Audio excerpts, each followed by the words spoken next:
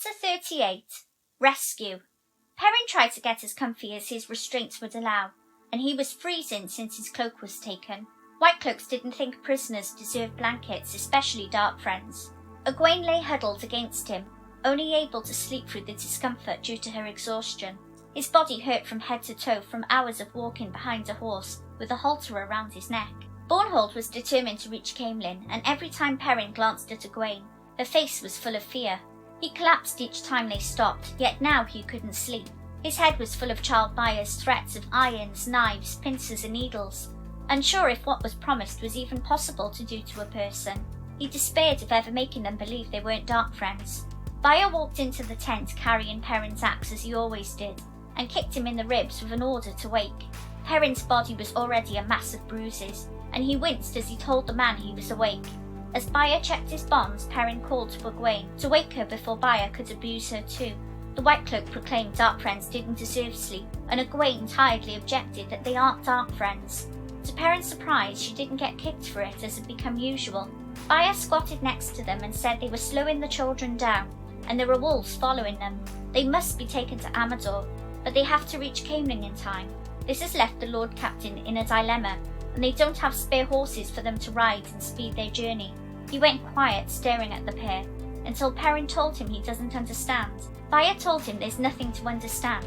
It's only idle speculation that if they escaped, the children would have no time to chase them down. If they found their ropes frayed by a sharp rock and they had vanished, then Bornhold's conflict would disappear. To his shock, Perrin spotted a rock had been placed within reach. Buyer repeated that it was just speculation, and their guards were speculating right now too. Perrin's mouth went dry at the thought that this could be a trap. They were convinced he and Egwene were dark friends, and this was against the White Cloak's ethos. Would they be killed during an escape attempt? As Buyer was about to leave the tent, Dapple's thoughts filled his mind. Help comes! And an image of Elias hiding in a cave, alive but wounded. He grinned foolishly with hope and relief, but it made Buyer demand to know what he was thinking.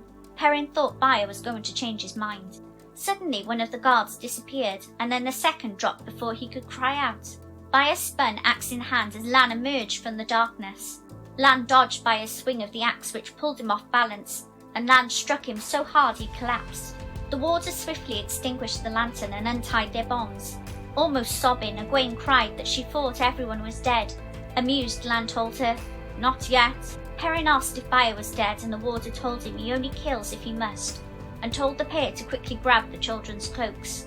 Perrin took Buyer's cloak for himself, and went from a guard for Egwene, then retrieved his axe. Lan warned them to stay silent until they were safe, and they bundled their belongings into their own cloaks.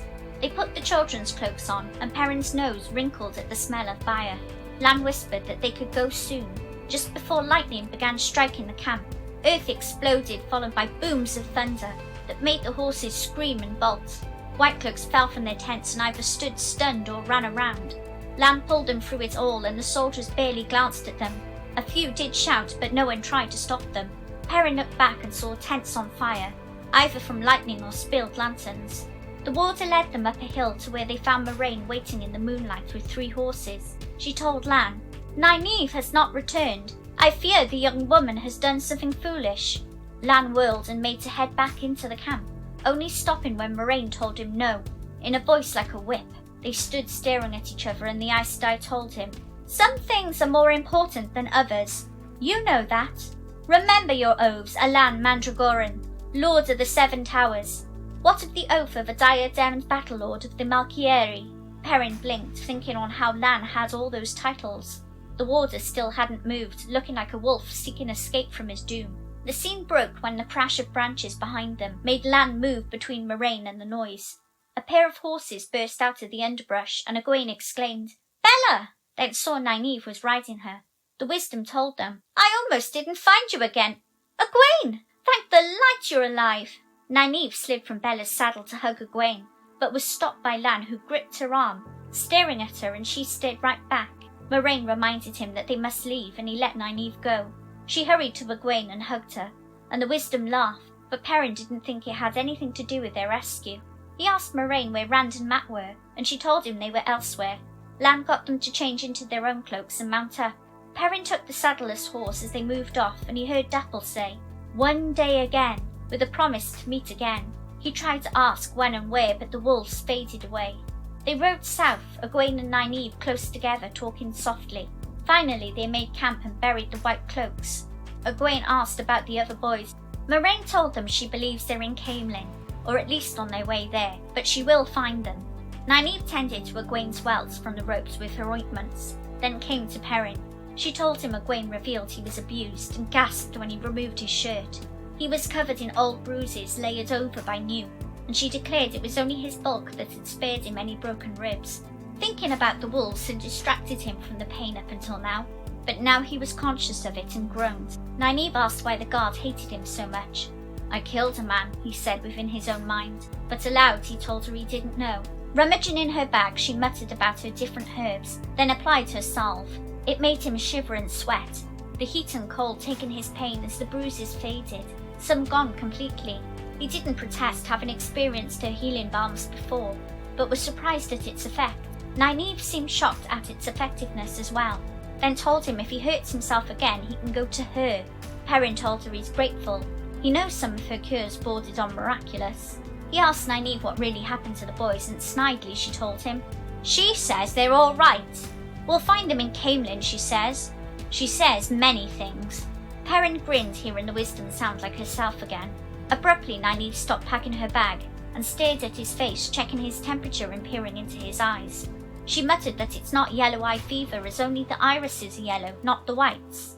This caught Moraine's attention, who came up to look into his face, as he protested that nothing was wrong. The Aes Sedai spoke quietly to herself. There was no foretelling this.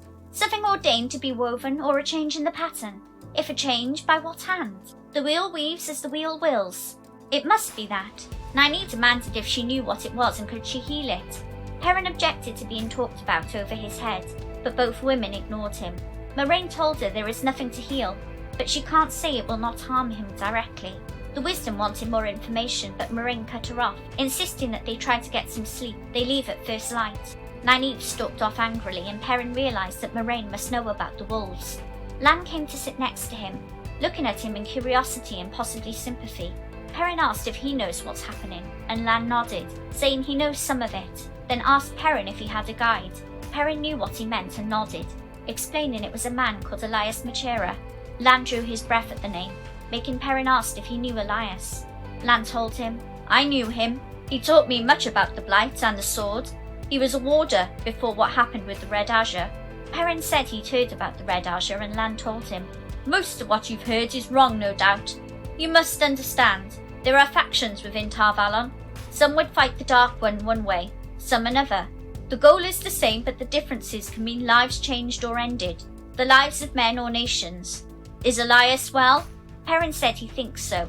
The White Cloaks claimed he was dead, but Dapple, he broke off uncomfortably, then said he's unsure. Lan seemed to accept that, and Perrin asked the warder if talking with the wolves is to do with the Dark One. He couldn't believe Elias was a Dark Friend. Lan explained that some people think so, but they're wrong. It's something old and forgotten, from before the Dark One was even found. The pattern can seem random, but what were the chances he would meet his guide? The Great Web is centering around the boys. They've been chosen. By the light or shadow is yet to be seen. Perrin insists the Dark One can't touch him unless he names him. Lan calls him stubborn, but maybe that will save him. Remember that Moraine says the barriers are crumbling, and the Dark One's prison is weakening. They may live to see a new age or the end of time, but they will fight the shadow as long as they have breath. He's back among friends now, and they better find the others soon, as they have no Aes Sedai to protect them by touching the true source. He tells Perrin to hope that they're not so far under the shadow that Moraine cannot save them. Thanks for listening. Please like, share and subscribe and help get a new channel off the ground. Thank you.